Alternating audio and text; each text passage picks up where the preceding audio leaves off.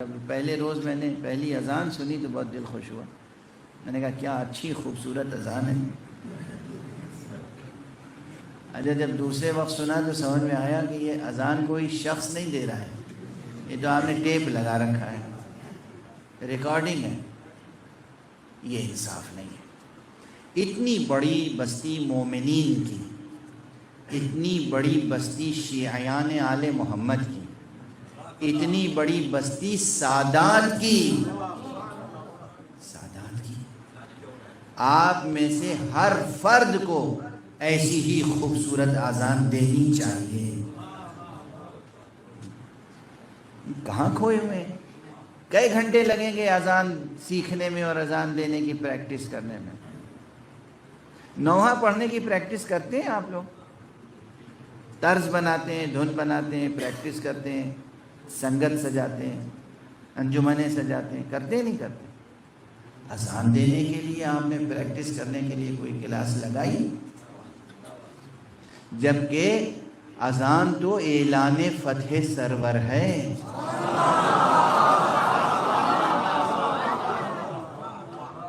یہ روایت مشہور ہے تاریخوں میں اور مقاتل میں کہ حضرت امام زین العابدین علیہ السلام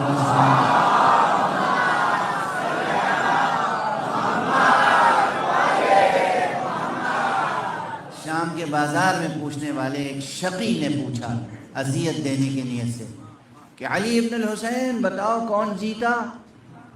امام نے فوراً کہا ٹھہر جا پسر طلحہ, ٹھہر جا, ابھی اذان کی آواز بلند ہوگی, اعلان ہو جائے گا. تو یہ اذان اعلان فتح حسین ہے. ان اذانوں کے لیے آپ نے محنت نہیں کی کہ صحیح اذان دیں, زیر زبر صحیح ہو, مخارج صحیح ہو, اس کا طرز ادا صحیح ہو, لحن صحیح لحن میں, صحیح طرز میں, صحیح مقام میں آپ اس اذان کو ادا کریں. کتنا بڑا جرم ہے, آپ محسوس نہیں کر رہے کتنی بڑی غفلت ہے. اور اس کے بعد ایک چیز اور ہے, ہمارے یہاں معاشرے میں نماز جماعت کا تو گویا کہ اب وجود ہی نہیں رہ گیا. کیوں؟ اس لیے کہ جماعت کے لیے ایک بات یہ مشہور کر دی گئی کہ کوئی عالم دین ہو تبھی جماعت ہوگی, ورنہ جماعت کیسے ہو سکتی ہے؟ ہر شخص تو جماعت پڑھا نہیں سکتا. یہی ہے نا ذہنوں میں. اب مجھ سے سن لیجئے, یہ تصور غلط ہے کہ ہر شخص نماز جماعت نہیں پڑھا سکتا. فاسقوں کا مجمع ہو تو کہیں کہ ہر شخص نہیں پڑھا سکتا. مومنوں کے معاشرے میں کیسے کہیں کہ ہر شخص نہیں پڑھا سکتا؟ آپ کا معاشرہ مگر مومنین کا معاشرہ نہیں ہے. اس زاویے سے سوچا ہے؟ نماز جماعت کا کلچر پیدا کیجئے. جہاں بھی دو جوان اکٹھا ہو جائیں, دو مرد اکٹھا ہو جائیں, نماز کا وقت ہو, ان میں سے ایک امام ہوگا ایک ماموم ہوگا, جماعت ہو جائے گی. مگر کیسے ہوگی؟ بس یہ ذرا سا وضاحت کر دوں.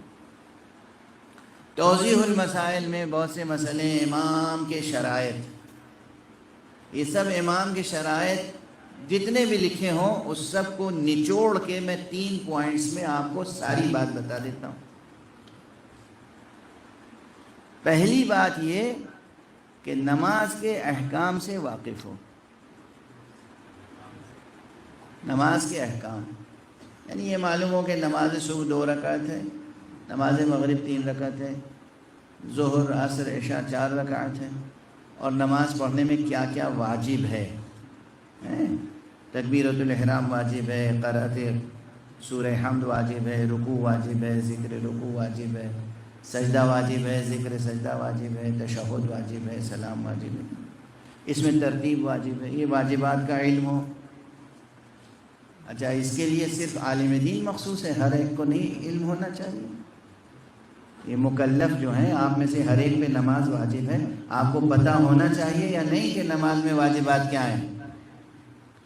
مزید یہ کہ شکوک و شبہات جو ہوتے ہیں نماز میں, سہویات و شکیات, 2 رکعت پڑھی یا 3 پڑھی یا 4, اور اگر یہ شک ہو جائے تو کیا کریں یہ معلوم ہونا چاہیے.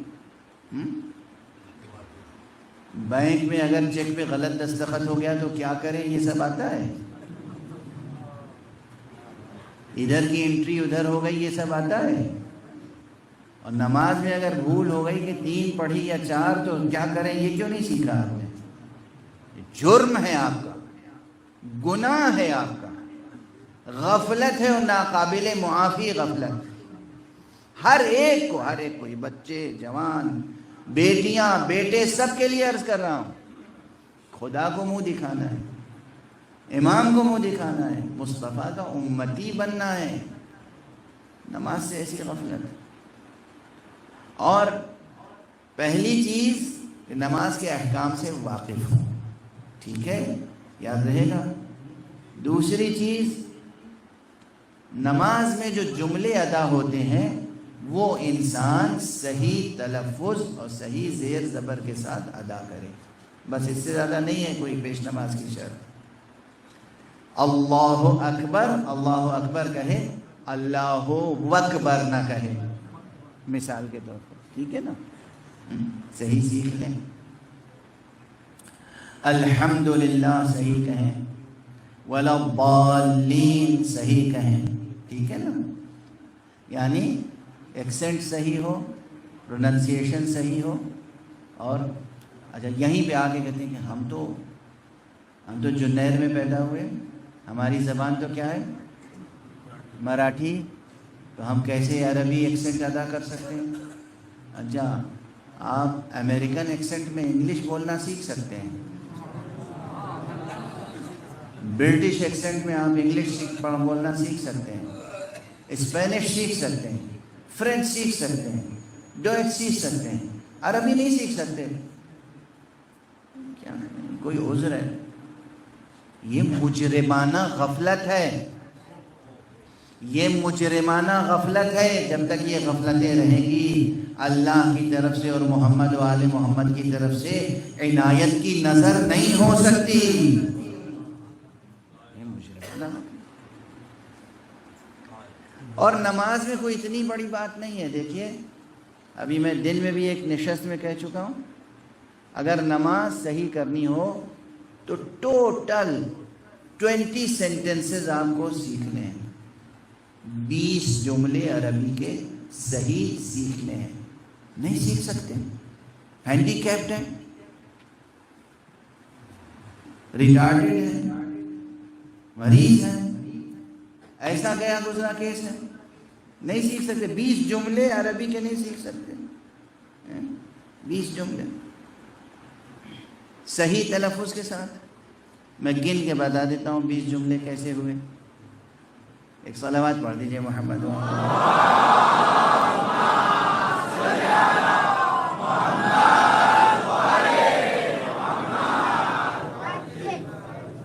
واجب بتا رہا ہوں, ٹھیک ہے نا. اگر واجب درست ہو گیا تو مستحب خود درست ہو جائے گا. نماز میں 2 رکعت نماز ہو یا 3 رکعت نماز ہو یا 4 رکعت نماز ہو, اسے گن لیجئے, سیکھ لیجئے. پہلا جملہ جو واجب ادا کرنا ہے وہ کیا ہے؟ یہ 2 لفظوں کا ایک جملہ ہے, اللہ اکبر. ایک جملہ ہوا. اس کے بعد کیا پڑھنا ہوتا ہے؟ الحمد کا سورہ. الحمد کے سورے میں کئی جملے ہیں؟ 7 آیتیں, 7 جملے ہیں. اب وہ ذرا اللہ اکبر سے بڑے ہیں لیکن بہرحال 7 جملے ہیں, 70 نہیں ہیں, 700 نہیں ہیں, 7,000 نہیں ہیں, 7 جملے ہیں. 7 یہ انگلیاں نظر آ رہی ہیں, 7 جملے. وہ اللہ اکبر اور یہ 7 جملے ملا کے 8 جملے ہوئے. اس کے بعد ایک چھوٹا سا سورہ اور آپ پڑھتے ہیں, انا اعطیناک الکوثر, اس میں 3 آیتیں ہیں, 8 اور 3 11. اس کے بعد آپ رکوع میں جانے سے پہلے پھر کہتے ہیں اللہ اکبر. تو دوبارہ تو نہیں سیکھنا پڑے گا نا, ایک بار سیکھ لیا اللہ اکبر تو زندگی بھر کام آئے گا. تو اسے تو نیا جملہ نہیں سمجھیں گے. رکوع میں گئے اور وہاں کا سبحان ربی العظیم وبحمدہ, ایک جملہ اور بڑھ گیا. اب اسے آپ چاہیے 3 بار کہیے, 5 بار کہیے, 7 بار کہیے, 11 بار کہیے, جملہ تو وہی ہے, سبحان ربی عظیم و بحمدہ 3 بار کہنا افضل ہے، 7 بار کہیں اور افضل ہے۔ رکوع کے احکام یہ ہے کہ انسان جتنا رکوع کو طول دے گا قبر کے فشار سے بچے گا اور نورانیت قبر حاصل ہوگی اسے۔ کوشش ہوتی ہے کہ اس طرح رکوع کریں جیسے چڑیے زمین پر دانہ چگتی ہیں اور اڑ جاتی ہیں، ایسا نہ کریں۔ رکوع میں اللہ سبحانہ و تعالیٰ کے سامنے تعظیم الہی کے ارادے سے جھکنے کے لیے جو حکم دیا گیا ہے، دیر تک جھکیں اور سجدے میں دیر تک رہیں، اس سے قبر، بہشت، آخرت تعمیر ہوتی ہے۔ تو آپ نے ایک جملہ اور سیکھ لیا، وہ کیا ہوا؟ کتنا ہو گیا اب جملہ؟ 12۔ سجدے میں گئے سبحان ربی الاعلی و بحمدہ۔ اگر سبحان ربی العظیم سیکھ لیا ہے تو سبحان ربی الاعلی سیکھنے میں کوئی زیادہ محنت تو نہیں لگے گی، پورا جملہ وہی ہے، ایک ورڈ بس چینج ہے، عظیم کی جگہ اعلیٰ ہے، ٹھیک ہے؟ تو 13 لفظ ہو گئے۔ اچھا، یہ جو پہلی رکعت میں پڑھا ہے یہی تو دوسری رکعت میں ہوتا ہے، کوئی الگ جملے تو ہیں نہیں؟ سمجھ میں آ رہی ہے بات؟ الا یہ کہ ایک نیا سورہ آپ سیکھ لیجئے، سورہ قل هو اللہ، اس میں 4 آیتیں ہیں، تو 13 اور 4 17، اور اس کے بعد تشہد ہے اور سلام۔ کل 20 جملے ہیں واجب نماز پڑھنے کے۔ کیا یہ 20 جملے نہیں سیکھ سکتے؟ بچے، جوان، مرد، عورتیں، بوڑھے، بزرگ صحیح تلفظ کے ساتھ 20 جملے نہیں سیکھ سکتے آپ؟ اگر آپ نے 20 جملے یہ صحیح تلفظ کے ساتھ سیکھ لیے اور نماز کے احکام سیکھ لیے تو آپ نماز پڑھا سکتے ہیں، کیونکہ تیسری شرط جو ہے وہ بس یہ ہے کہ آپ، کیا عرض کروں، اسی انداز سے تو ممبر سے اچھا نہیں لگتا جیسے میں نے دن میں کہا تھا،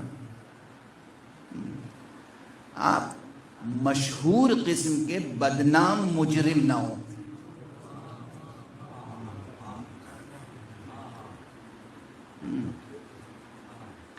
آپ بدنامی میں زیادہ مشہور نہ ہوں، یعنی کیا سمجھیں؟ وہ جو شرط ہے نا عادل کی، معصوم کے جیسا عادل کون ہے روئے زمین پر؟ کوئی نہیں ہے۔ اللہ نے ہر ایک کے گناہوں پر پردے ڈالے ہوئے ہیں، وہ ستار ہے، وہ غفار ہے، وہ غفور ہے، وہ ودود ہے، اور اس نے ہمیں اور آپ کو دوسروں کے عیوب کی جستجو کا حق نہیں دیا ہے، منع کیا ہے دوسرے کی خرابی اور خامی کا، دوسروں کے عیب کا سراغ لگانے کی کوشش نہ کرو۔ تو ہمارے اوپر حکم یہ ہے کہ ہم ہر ایک کو عادل سمجھیں، وہ بھی مومن، کلمہ علی ولی اللہ کہنے والا، کلمہ محمد رسول اللہ کہنے والا، کلمہ لا الہ الا اللہ کہنے والا۔ اگر یہ 3 چیزیں ہیں تو انسان نماز پڑھا سکتا ہے۔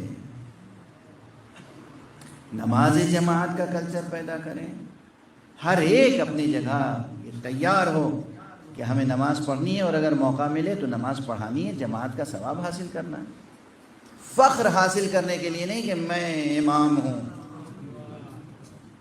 یہ نہ ہو ذہن میں۔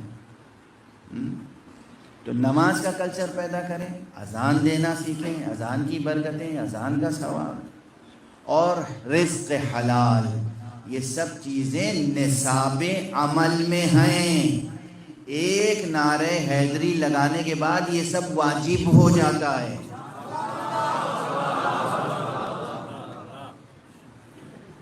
جو لوگ نعرہ حیدری نہیں لگاتے ان سے حضرت علی نہیں پوچھیں گے کہ تم نے رزق حلال کمایا تھا یا حرام، وہ تو ہی ہیں، جس جگہ کے اس جگہ جائیں گے۔ جب نعرہ حیدری آپ نے لگا دیا تو گویا اعلان کر دیا کہ ہم تو مولا علی کے سپاہی ہیں، اور مولا علی کے سپاہی کو کیسا ہونا چاہیے؟ جب آپ نے محمد الرسول اللہ کہہ دیا صلی اللہ علیہ وسلم،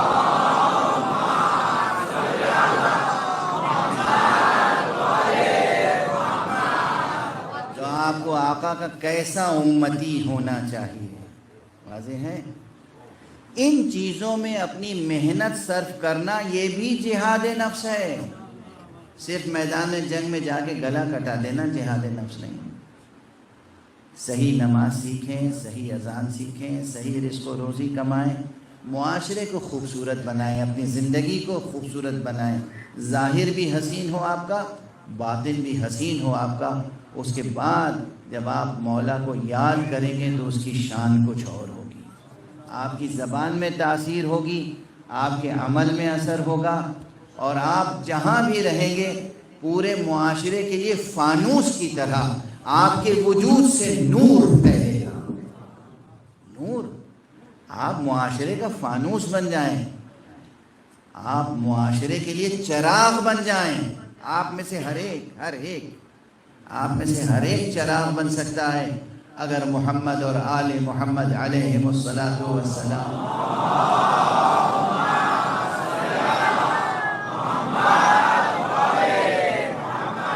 کہ صحیح تعلیمات پر عمل ہو۔ عمل عمل عمل، صرف ذکر اور نعرہ نہیں، عمل۔ کربلا عمل کا نام ہے، غدیر بھی عمل کا نام ہے، غدیر بھی عمل کا نام ہے، کربلا بھی عمل کا نام ہے۔ بس گفتگو تمام ہے۔